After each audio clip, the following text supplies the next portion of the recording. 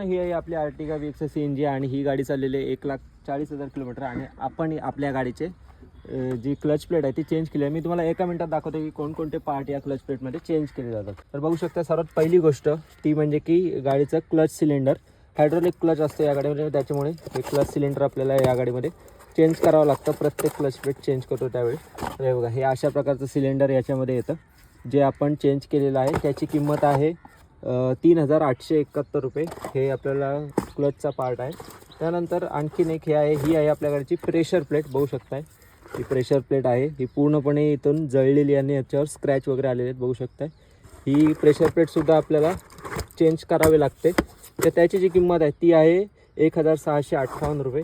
त्यानंतर तिसरी गोष्ट ती म्हणजे आपण चेंज केली ती आहे या गाडीची क्लच प्लेट. क्लच प्लेटची जी किंमत आहे ही बघा, ही आहे क्लच प्लेट. ही पूर्णपणे क्लच प्लेट घासली गेलेली आहे. बघू शकता. तर हिची किंमत आहे 1,442 रुपये. आणि त्यानंतर चौथी गोष्ट आहे ती म्हणजे की गाडीचं फ्लायव्हील. हे बघा, हे आहे फ्लायव्हील आणि ह्याच्या आतमध्ये असते गाडीची फ्लायव्हील बेरिंग.